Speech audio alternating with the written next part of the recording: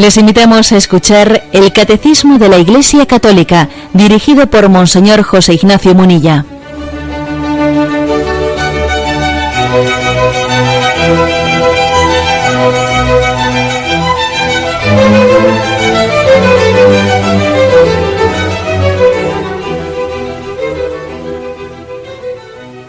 Un cordial saludo a todos los oyentes de Radio María. Un día más, con la gracia del Señor, proseguimos el comentario del Catecismo de nuestra Madre, la Iglesia. Habíamos quedado en el punto 529, dentro del apartado Los misterios de la infancia del Señor. En el día anterior explicamos los dos misterios anteriores, el de la circuncisión y el de la Epifanía. Y nos faltan dos más: la presentación de Jesús en el templo y la huida a Egipto. Bien, el punto 529 dice: la presentación de Jesús en el templo lo muestra como el primogénito que pertenece al Señor. Con Simeón y Ana, toda la expectación de Israel es la que viene al encuentro de un Salvador. La tradición bizantina llama así a este acontecimiento. Jesús es reconocido como el Mesías tan esperado, luz de las naciones y gloria de Israel, pero también signo de contradicción. La espada de dolor, predicha a María, anuncia otra oblación, perfecta y única, la de la cruz, que dará la salvación que Dios ha preparado ante todos los pueblos. Este es el texto del Catecismo. Vamos a leer el pasaje evangélico que relata este suceso, la presentación de Jesús en el templo, que, como dice aquí, en la tradición bizantina, en vez de llamarle presentación de Jesús en el templo, se le llama encuentro de su Salvador. Es la forma que tienen en Oriente, en la tradición bizantina, de llamarle a la presentación de Jesús en el templo, encuentro de su Salvador. Bueno, lo tenemos en Lucas, capítulo 2, versículos 22 y siguientes, y dice así: cuando se cumplieren los días de su purificación, según la ley de Moisés, lo llevaron a Jerusalén para presentarlo al Señor, de acuerdo con lo escrito en la ley del Señor. Todo varón primogénito será consagrado al Señor, y para entregar la oblación, como dice la ley del Señor, un par de tórtolas o 2 pichones. Había entonces en Jerusalén un hombre llamado Simeón, hombre justo y piadoso, que aguardaba el consuelo de Israel, y el Espíritu Santo estaba con él. Le había sido revelado por el Espíritu Santo que no vería la muerte antes de ver al Mesías del Señor. Impulsado por el Espíritu, fue al templo. Y cuando entraba con el niño Jesús, sus padres, para cumplir con él lo acostumbrado según la ley, Simeón lo tomó en brazos y bendijo a Dios diciendo: ahora, Señor, según tu promesa, puedes dejar a tu siervo irse en paz, porque mis ojos han visto a tu Salvador, a quien has presentado ante todos los pueblos, luz para alumbrar a las naciones y gloria de tu pueblo Israel. Su padre y su madre estaban admirados de lo que se decía del niño. Simeón los bendijo y dijo a María su madre: este ha sido puesto para que muchos en Israel caigan y se levanten, y será como un signo de contradicción, y a ti misma una espada te traspasará el alma, para que se pongan de manifiesto los pensamientos de muchos corazones. Había también una profetisa, Ana, hija de Fanuel, de la tribu de Aser, ya muy avanzada en años. De joven había vivido 7 años casada y luego viuda hasta los 84. No se apartaba del templo, sirviendo a Dios con ayunos y oraciones noche y día. Presentándose en aquel momento, alababa a Dios y hablaba del niño a todos los que aguardaban la liberación de Israel. Y cuando cumplieron todo lo que prescribía la ley del Señor, se volvieron a Galilea, a su ciudad de Nazaret. El niño, por su parte, iba creciendo y robusteciéndose, lleno de sabiduría, y la gracia de Dios estaba con él. Bueno, este es el texto, el bello texto de la presentación de Jesús en el templo. Tenemos que comenzar diciendo, bueno, pues que existe un fundamento, un hecho histórico, que sería la visita de María a Jerusalén para el rito de la purificación que hacían todas las mujeres judías. Y fijémonos, por cierto, en la humildad de María, que se somete al rito de la purificación después del parto, cuando ella ha tenido un parto virginal. Fijémonos en este detalle, que es muy similar al detalle de Jesús haciéndose bautizar en el río Jordán cuando él no tenía pecado alguno. Acordaros de ese momento en el que le dice Juan Bautista, pero si eres tú el que me tienes que bautizar a mí, no son las aguas del Jordán las que limpian a Jesús, sino más bien es Jesús el que le da a las aguas el poder de limpiar los pecados, les da la fuerza del Espíritu. Bueno, pues aquí pasa, pues como se dice en latín, mutandis mutandi, pues lógicamente no se puede hacer sinónimo pues el misterio de María y el de Jesús, pero es la misma ley de la humildad.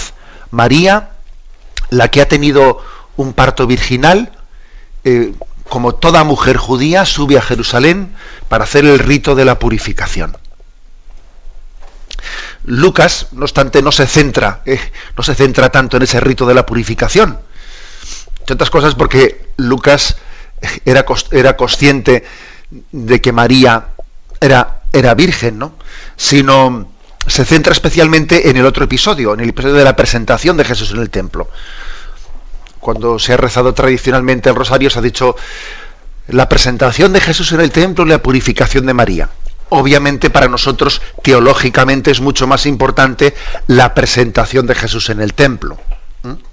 La purificación de María, como he dicho antes, bueno, pues es que en realidad es más bien un misterio de humildad, porque ella no es purificada, sino que ella es la Inmaculada. Pero sí es verdad que nos da una gran lección, la misma lección de ese Jesús en el Jordán.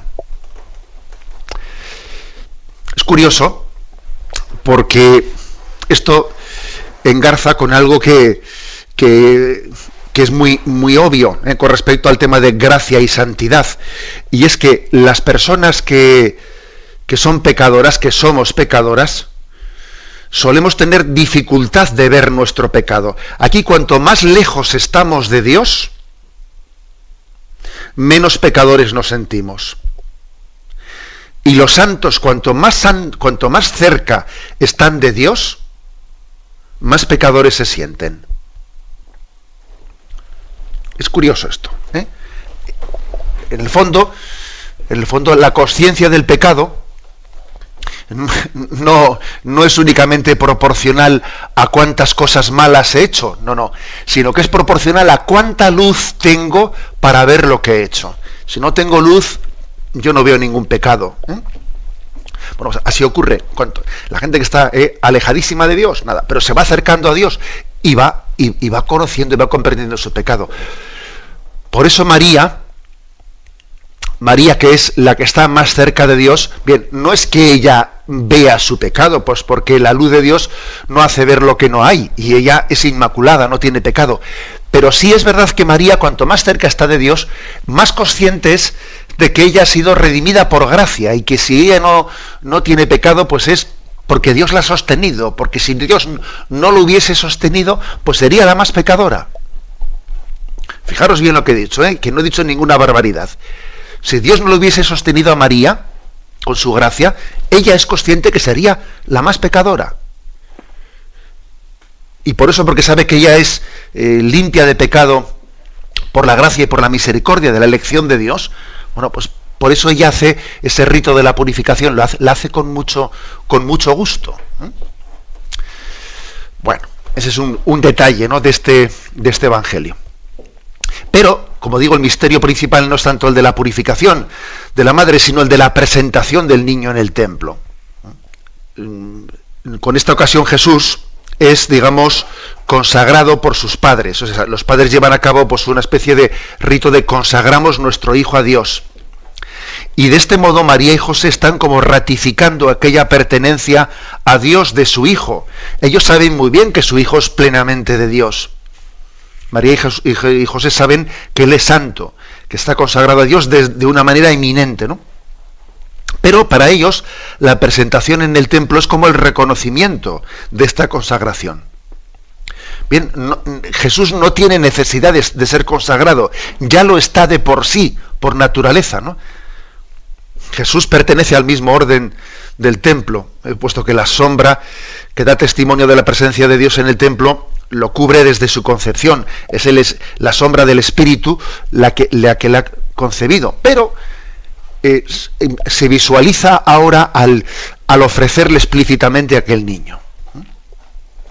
Lucas, el Evangelio de San Lucas, recibe los datos de la tradición y retiene los elementos que le interesan, ¿no? Con miras a demostrar que Jesús es el Mesías sacerdotal.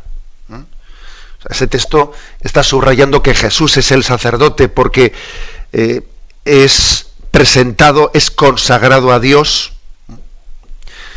Según la tradición sacerdotal de la Carta a los Hebreos, podemos decir que aquí a Jesús se le ve como el sacerdote que ofrece y el sacrificio ofrecido. Es el niño ofrecido, y él más tarde será el sacerdote que ofrece la ofrenda.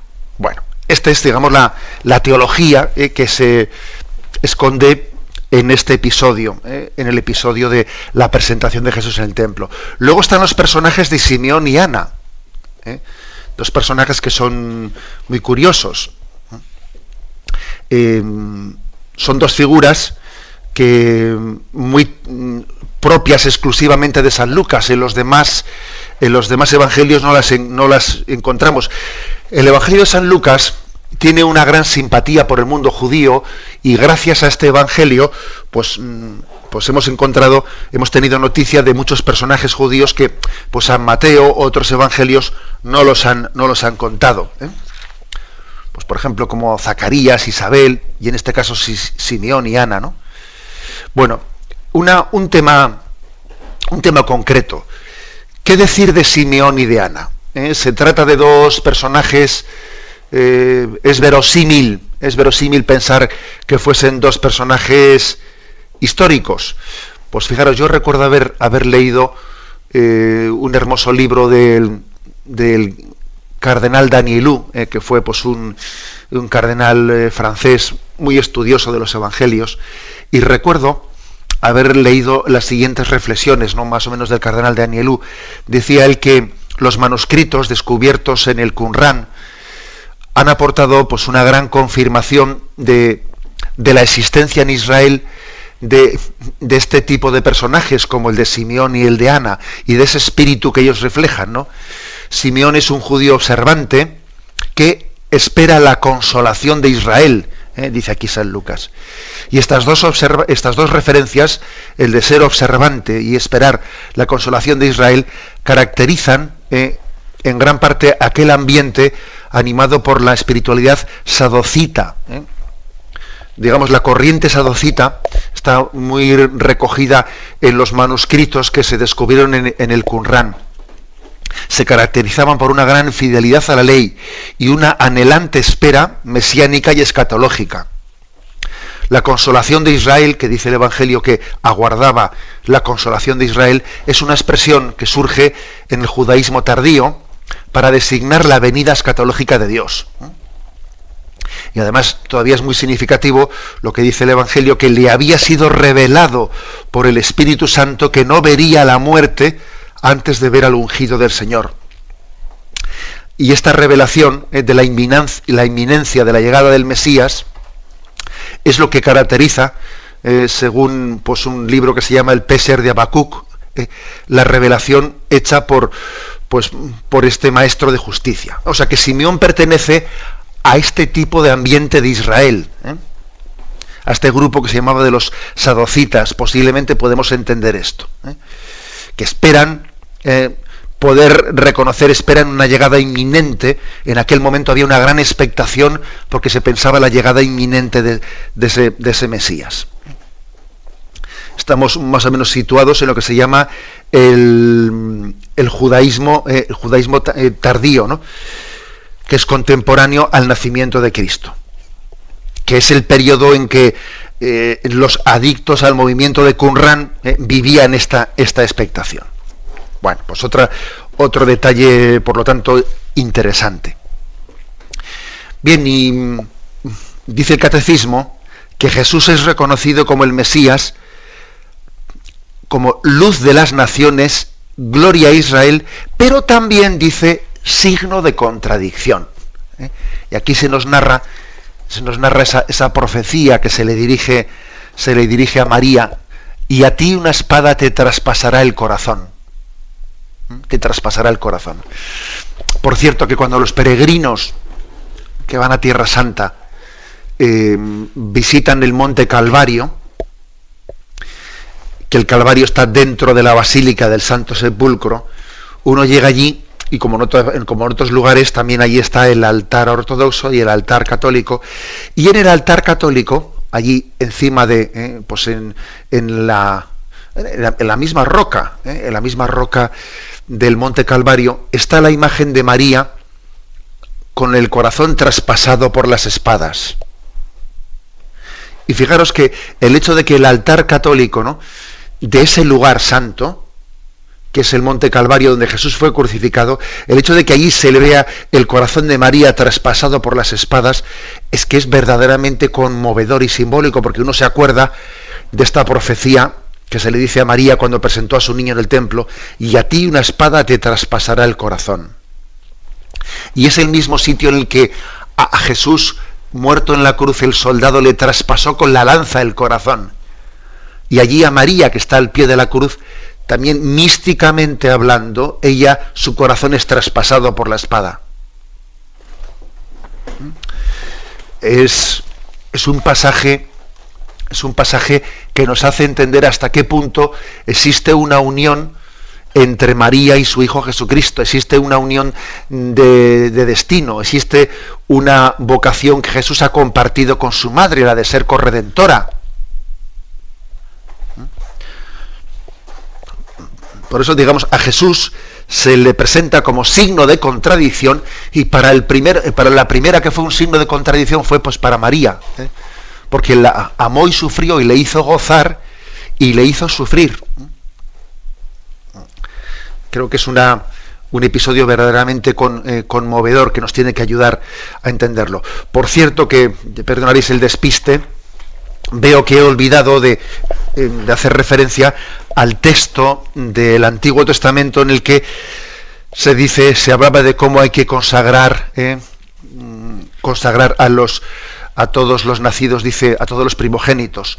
Éxodo 13, versículo 2 y versículo 12 al 13. Habló Yahvé a Moisés diciendo: conságrame todo primogénito, todo lo que abre el seno materno entre los israelitas, ya sean hombres o animales. Existía, por lo tanto, un precepto del Éxodo que mandaba hacer una consagración de todos los primogénitos, incluso animales, no solo seres humanos, a Yahvé, que es precisamente lo que María y José vienen a realizar en este cumplimiento en el templo. Pasamos al punto 530. Dice: la huida a Egipto y la matanza de los inocentes manifiesta la oposición de las tinieblas a la luz.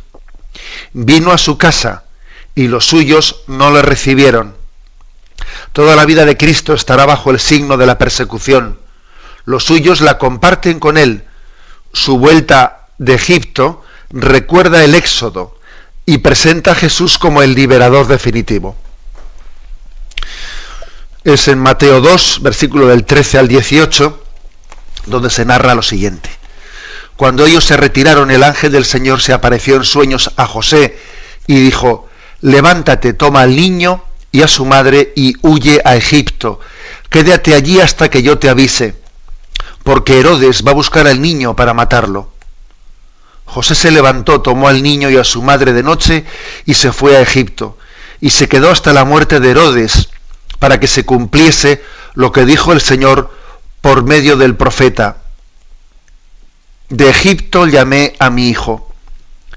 Al verse burlado por los magos, Herodes montó en cólera y mandó a matar a todos los niños de 2 años para abajo, en Belén y sus alrededores, calculando el tiempo por lo que habían averiguado de los magos.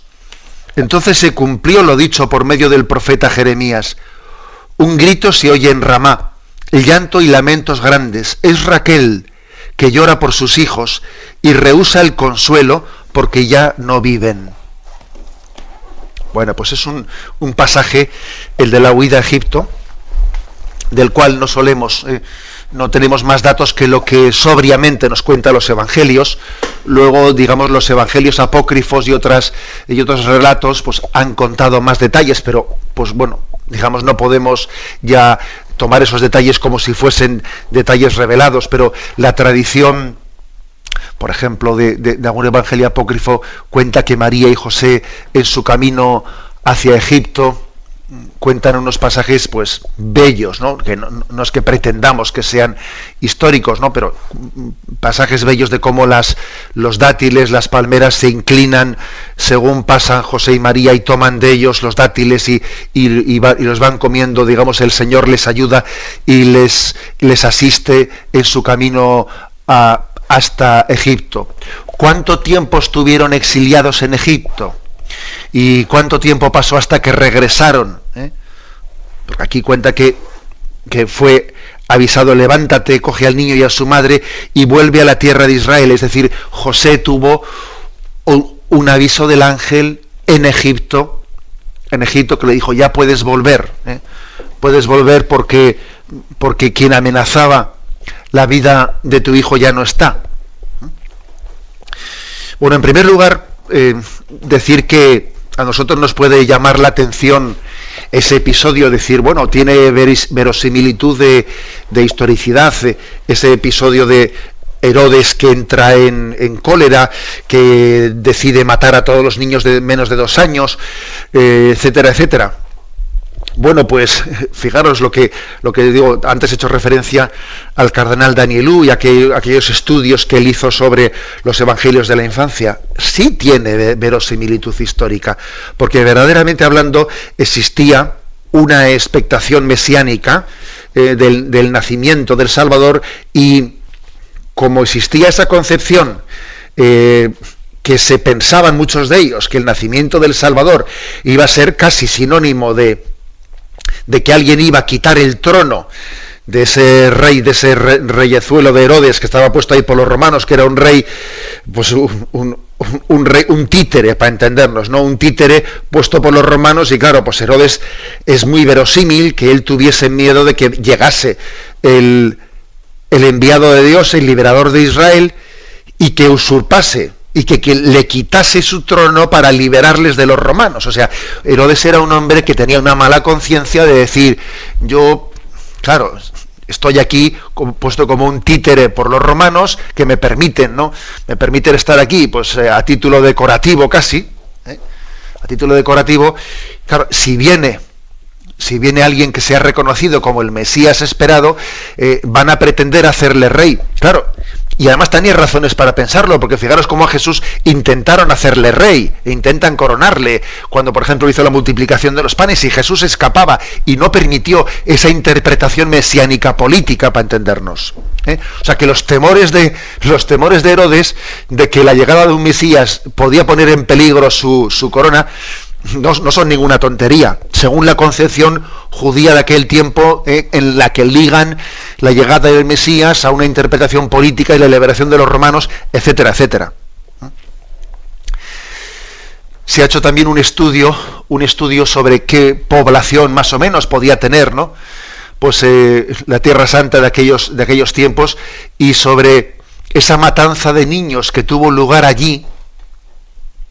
Esa matanza de niños, más o menos qué volumen pudo llegar a tener. Como os podéis imaginar, estamos hablando de un cálculo pues aproximativo, porque es que claro, existe un más menos bastante grande en el cálculo de la población que podía tener pues la Galilea de aquellos tiempos.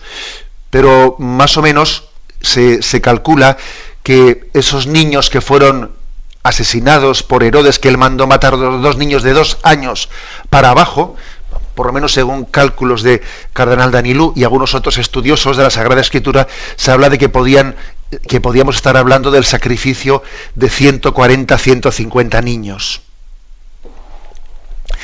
a los cuales nosotros veneramos de una forma especial y les llamamos los santos inocentes, que son aquellos que murieron en vez de Cristo, y buscaban a Cristo, y pensando que alguno de ellos podía ser el Mesías, fueron sacrificados.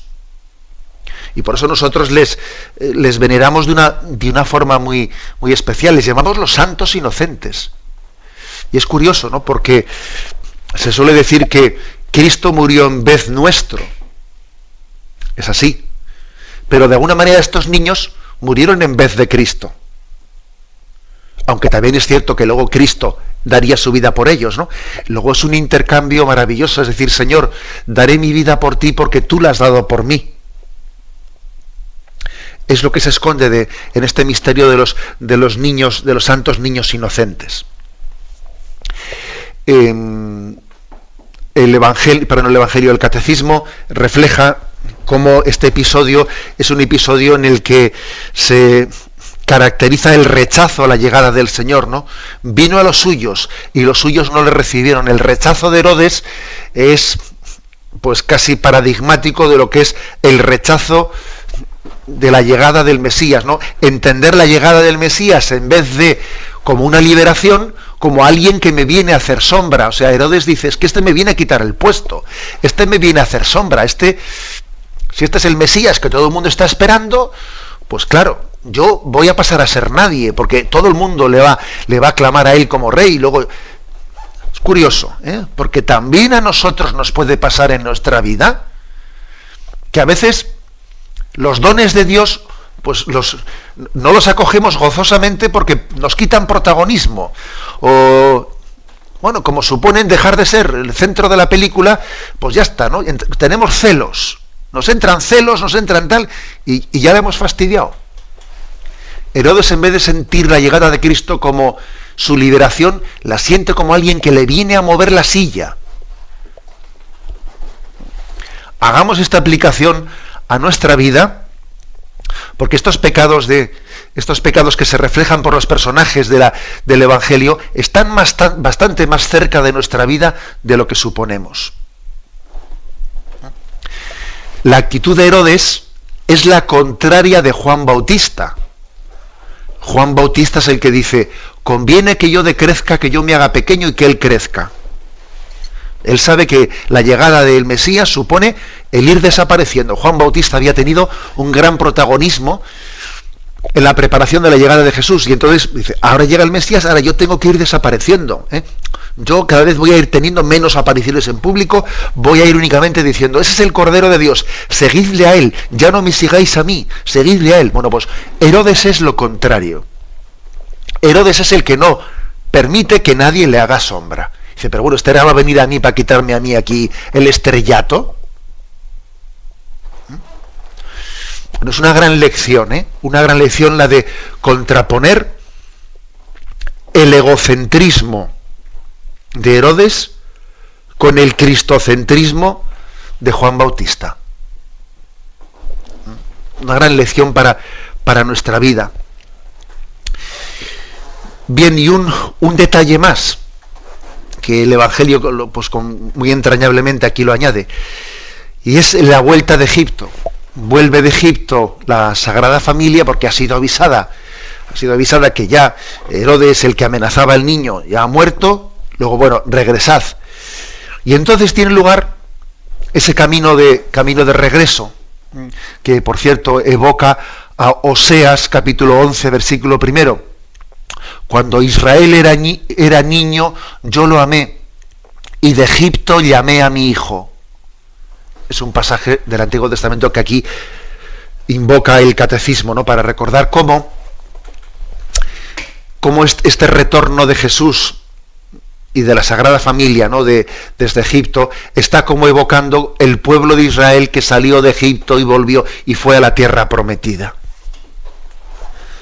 Siguen, claro, es verdad que el pueblo el pueblo de Israel dio muchísimas vueltas por el desierto durante 40 años, mientras que la Sagrada Familia fue directo, y volvió pues por el camino recto, que es lo que no hizo el pueblo de Israel, pues porque Dios tuvo la pedagogía de que durante 40 años, dando una gran vuelta por el desierto, se fuesen purificando y se fuesen preparando, ¿no?, para entrar en la tierra prometida. Bien, pero es que la Sagrada Familia no necesitaba esa pedagogía y fue por el camino de la costa, directamente a la tierra prometida. Pero fijamos que nosotros, o sea, Israel, cuando años antes, ¿no?, va a la tierra prometida, está como queriendo acertar con el camino que Jesús, María y José van a seguir, queriendo acertar el camino, queriendo seguir los pasos de Jesús antes de que Él los realizase. Es una imagen bella y hermosa. Y por último, el catecismo nos recuerda que este misterio de la persecución, de que Jesús siempre fue perseguido, que Jesús desde el primer momento, ya incluso cuando él todavía no era consciente, ya estaba siendo perseguido por Herodes. Bueno, pues eso fue una constante de su vida pública. Jesús es incomprendido, Jesús es perseguido, se trama su muerte, se trama su eliminación. Es un signo de que la luz molesta a las tinieblas. Y es un signo también de los seguidores de Jesús. Esto aquí lo dice el catecismo. Es un signo, el signo de la incomprensión. Es decir, los cristianos no es que busquemos el conflicto, no lo buscamos, todo lo contrario, buscamos más bien la comunión, pero es verdad, es lógico, es hasta un signo para discernir el buen espíritu, saber pues que Jesús nos dijo: mirad que os envío como ovejas en medio de lobos. Y lo lógico es que a una oveja pues le agredan los lobos.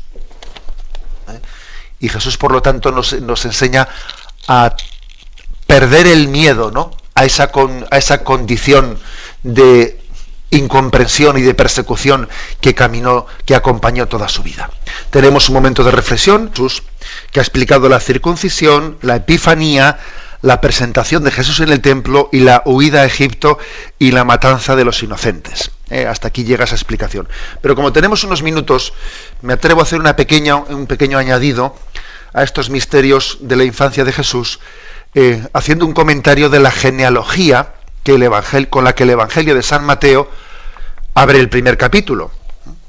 Que bueno, no es que sea estrictamente los misterios de la infancia de Jesús, pero sí está unido a ese misterio de la llegada de Jesús a nosotros, ¿no? El Evangelio de Mateo comienza con una genealogía que claro, como es repetir tantos nombres, generalmente nos la solemos pasar un poquito de largo, La pasamos de largo porque se hace un poco pesado.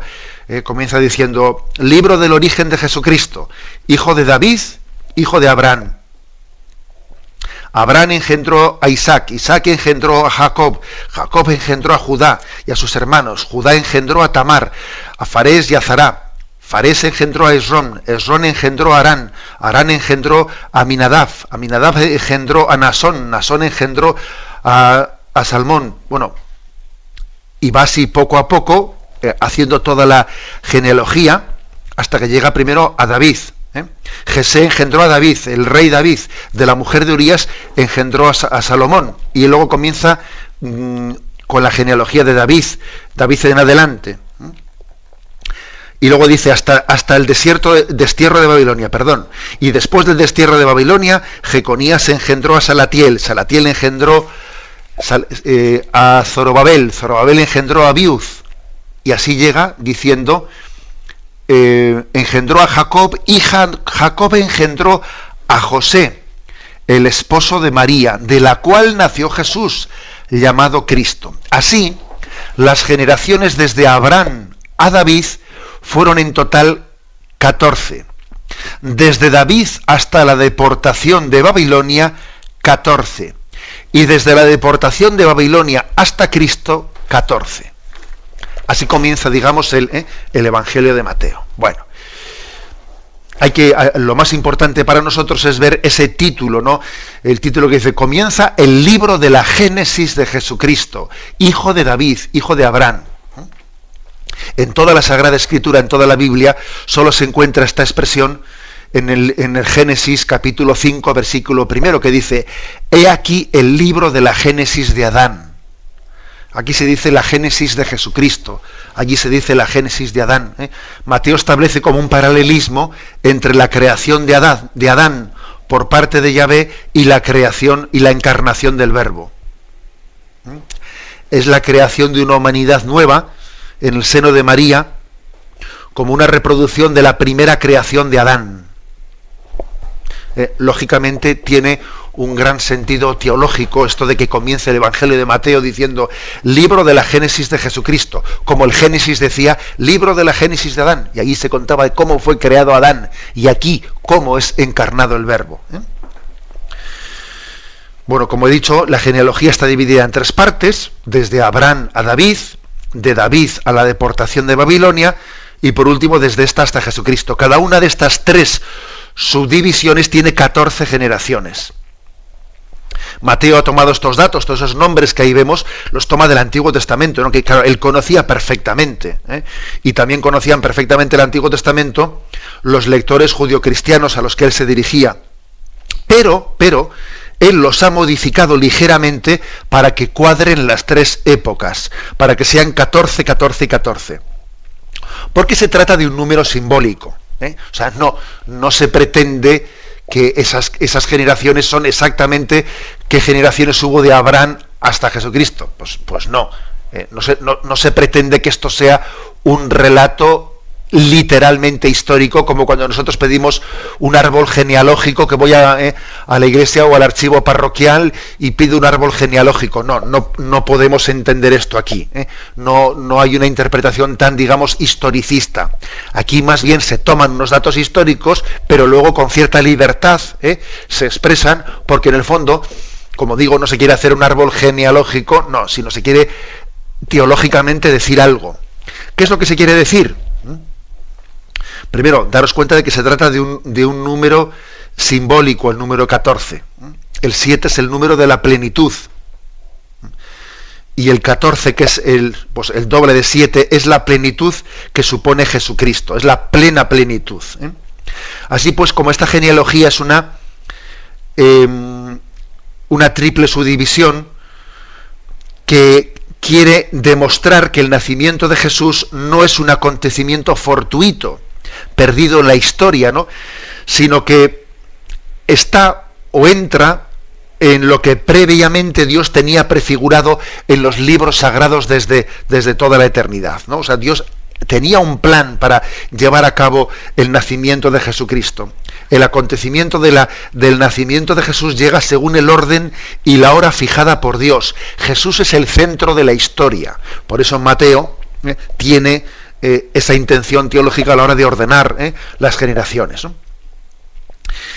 Bien, esto, aunque supone una cierta continuidad de Jesús con el Antiguo Testamento, también se da una ruptura con el Antiguo Testamento, porque siguiendo la lógica de la genealogía de José, pues tenía que haber sido José el que hubiese engendrado a Jesús, ¿no? Y sin embargo, este relato rompe ese ritmo para decir: y Jacob engendró a José, el esposo de María, de la que nació Jesús llamado Cristo. Entonces, entre comillas, se hace como una cierta trampa. Obviamente no lo digo en el sentido literal de la palabra. Se hace una genealogía para decir, en el fondo, aquí llegó José, y José se casó con María, de la cual nació Jesús. En realidad la genealogía sería más de José, sea físicamente hablando, que la de Jesús. Porque claro, José no es el padre físico de Jesús. Pero es que, claro, nos interesa mucho esta afirmación que Jacob engendrase a José. Es decir, que Jesús, según la carne, solo es hijo de María. Pero no es por María que Jesús haya sido hijo de David, sino que Jesús es hijo de David por José, porque María, pues por lo que sabemos con toda probabilidad, sería de la estirpe sacerdotal. Y Jesús se entronca con la estirpe de David por la adopción, de José. Luego es muy importante esa figura de José, porque le entronca con la estirpe de David, que suponía el cumplimiento de la profecía de que el Mesías nacería de la estirpe de David. Otro dato interesante, en ese elenco de nombres que nosotros, pues como tenemos una cultura pues bastante flojita del Antiguo Testamento, muchos nombres de esa genealogía no sabemos quiénes son, ¿no? Pues uno si va repasando con paciencia el Antiguo Testamento, aparece que la genealogía de Jesús, por ejemplo, pues estaba Tamar, en el capítulo 38 del Génesis, una mujer cananea que se viste de prostituta. En la genealogía de Jesús estaba Rahab, que está en el capítulo 2 de Josué, una cananea dueña de una casa de prostitutas. Estaba Ruth, la moabita, que entronca con la casa de Israel, o sea, una pagana. También en la genealogía de Jesús resulta que encontramos paganos. O sea, no eran de una casta pura de todo mundo judío, no, o sea, hay también paganos que se han entroncado por ahí, ¿no? Como Ruth. Estaba Betsabé, la mujer de Urías, que David deseó y a quien se unió cometiendo aquel pecado tan grave. Es decir, que Jesús se entronca y toma carne en una genealogía de pecadores, prostitutas, gentiles, y es muy interesante ver eso, ¿no? O sea, que Jesús ha entrado en nuestra historia teniendo unos antecedentes en su genealogía, pues unos antecedentes de pecado. Se ha encarnado en una generación de pecado, para entendernos. Y puede redimirnos porque Él proviene de la pureza de Dios, pero al mismo tiempo porque ha conocido de cerca la condición humana.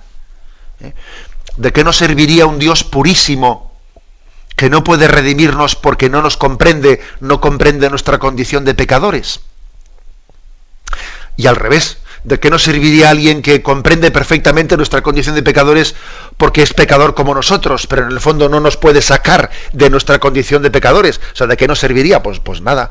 O sea, y por eso es tan importante, ¿no?, que Jesús compagine esa condición de ser el santo de Dios, pero que a su vez ha entrado en nuestra historia, y la historia en la que Él ha entrado es una historia de pecadores, ¿no? O sea, es decir, que todas esas mujeres y gentiles, esas prostitutas de las que hablan los gentiles, etcétera, ¿no?, entraron de una forma furtiva en la genealogía de David. Y así también, ¿no?, María entra de una forma solapada en esa estirpe, porque se desposa con José, y aunque sea sin tener con él, ¿no?, esa relación carnal, sin embargo, ella también se entronca con la estirpe de David, ¿no? Bueno, pues esta es la teología que subyace, que se esconde, ¿no?, en ese relato de la genealogía de Jesucristo con el que comienza el Evangelio de San Mateo. Damos así por concluido este apartado, los misterios de la infancia de Jesús. Damos paso a la intervención de los oyentes. Podéis llamar para formular vuestras preguntas al teléfono 917-107-700. 917-107-700. Catecismo de la Iglesia Católica, con Monseñor José Ignacio Munilla. Sí, buenos días. ¿Con quién hablamos? Buenos días. Adelante, le escuchamos. Dos cositas, a ver. Una, el DIU. Tengo entendido que es un sistema anticonceptivo,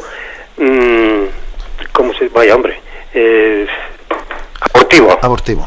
Sí, y otra más doctrinal. Yo digo, no sé, si los sistemas anticonceptivos no abortivos impiden la ovulación, o sea, la concepción, por lo tanto no son abortivos, no matan a nadie. Entonces yo tengo una duda un poco ahí. Yo acepto la doctrina de la Iglesia, ¿no?, y hago lo que puedo, y la verdad, aparte que ya por la edad, pues nada, pero como doctrina, como pensamiento, yo quisiera alguna aclaración, porque a mí me parece que si no hay concepción, pues no sé, no veo ahí pecado tan grande, porque yo me fijo un poco en la naturaleza y veo los ríos que hacemos presas y cortamos el orden natural un poco ahí de las presas y hacemos otros usos de la naturaleza, no sé. Sí, de acuerdo. Si consigo explicarme. Venga, gracias. De acuerdo, muy bien. Pues sí, ciertamente hay que distinguir entre lo que son métodos anticonceptivos que son abortivos y que los que no son abortivos. Y ciertamente, pues algo que es abortivo tiene, moralmente hablando, tiene una gravedad muy superior. Pero eso no quiere decir que la anticoncepción, estrictamente hablando, no sea también inmoral por otro concepto. Pero vamos, así brevemente, decir que el DIU, por ejemplo, es un método anticonceptivo que es abortivo, porque es un dispositivo intrauterino que lo que hace es que el óvulo ya fecundado no se pueda implantar en el útero.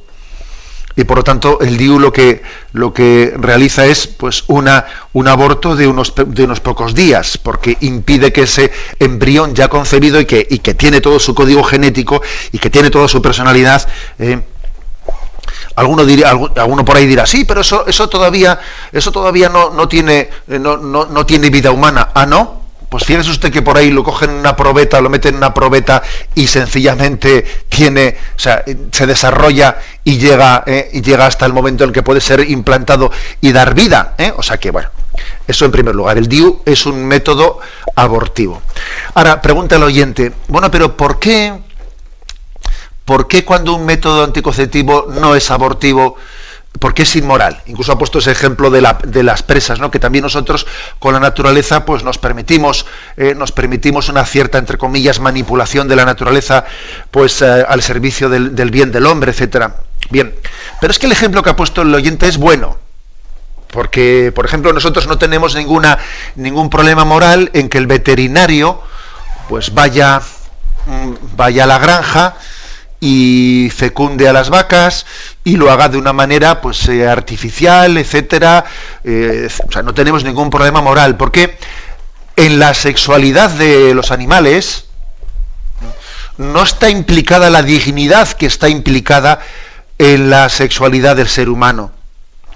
Es que la sexualidad del ser humano tiene una dignidad esencialmente distinta a los animales, porque supone entrar en un lenguaje de colaboración con Dios para la transmisión de la vida. O sea, allí donde el hombre concibe, Dios está creando un alma, infunde un alma en el mismo. O sea, Dios tiene un compromiso de infundir un alma, de crear, de dar vida humana, allí donde los seres humanos se unen en alianza de amor y los gametos pues, masculinos y femeninos se unen. En el mismo momento en el que los espermatozoides están fecundando un óvulo, en el mismo momento en el que biológicamente se crea un embrión, Dios también está infundiendo vida, está creando un alma. Por eso no hay comparación entre la sexualidad del hombre y la de los animales. Estamos nosotros colaborando con Dios en la transmisión de la vida y por lo tanto el que nosotros manipulemos la naturaleza para que la mujer no ovule o para que, pues, por ejemplo, como es en los anticonceptivos, porque los hay algunos que inciden más en la mujer, otros que inciden más en los varones, como los preservativos o lo que sea, pero los métodos anticonceptivos, sean los que sean fármacos, sean mecánicos, sean quirúrgicos, en el fondo están poniendo una barrera ante la posible acción creadora de Dios. Es como decir, por si acaso Dios da vida, yo me antepongo a la decisión de Dios. Yo me antepongo a la decisión. O sea, yo no estoy abierto a la posibilidad de que Dios dé el don de la vida. Por lo tanto, es un pecado de diverso género, ciertamente, que el tema del aborto, que supone ya matar una vida concebida, pero es un pecado de no colaboración, no estar abierto, ¿no?, en ese lenguaje en el que Dios al hombre y a la mujer los ha asumido a una dignidad de ser colaboradores con él en la transmisión de la vida. Damos paso al siguiente oyente. Buenos días. Hola, buenos días. Sí, adelante, le escuchamos. Soy Vicente de Valencia. Adelante. Mire, mi pregunta es, si nuestros primeros padres fueron Adán y Eva, y Dios los creó, vamos, por lo que sabemos, pues con cierta cultura, eso. ¿Y qué ocurre con los hombres de Cromagnon y demás, de Neandertal? ¿Fueron anteriores o es que degeneraron a ser tan primitivos? ¿O estos fueron los primeros y de ahí sacó el Señor a Adán y Eva? Esa es la pregunta. De acuerdo. Mire, su pregunta es interesante, porque nosotros nos falla un poco la imaginación. Nosotros cuando hemos visto algún cuadro de Adán y Eva, pues hemos visto que Adán y Eva pues tienen pues el estilo de hombre moderno europeo, y hasta se le ve a Eva con pelo largo, a veces hasta rubia, entonces claro, pues ahí nos falla la imaginación. Evidentemente Adán y Eva tendrían todo el aspecto exterior de hombre primitivo.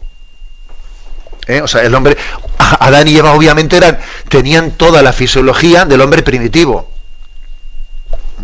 En el momento en el que el hombre comienza a ser hombre, llámese el Homo sapiens, etcétera, hubo un momento, o sea, en el que Dios infunde el alma, y esos son Adán y Eva. O sea, Adán y Eva serían pues el primer momento en el que el Homo sapiens recibe, o sea, tiene esa intervención, esa segunda intervención de Dios creadora, en la que Dios de alguna manera en su designio de sabiduría decide que la creación está lo suficientemente madura para que el hombre venga como el rey de la creación. En ese momento, ¿no?, es cuando Adán y Eva, ¿no?, hacen su entrada en la historia. Por eso usted no piense que, bueno, pues que el hombre primitivo es otro tema distinto al de Adán y Eva. No, claro, es que Adán y Eva serían ese hombre primitivo, la primera pareja de seres humanos en la tierra. Me despido con la bendición de Dios Todopoderoso, Padre, Hijo y Espíritu Santo. Alabado sea Jesucristo.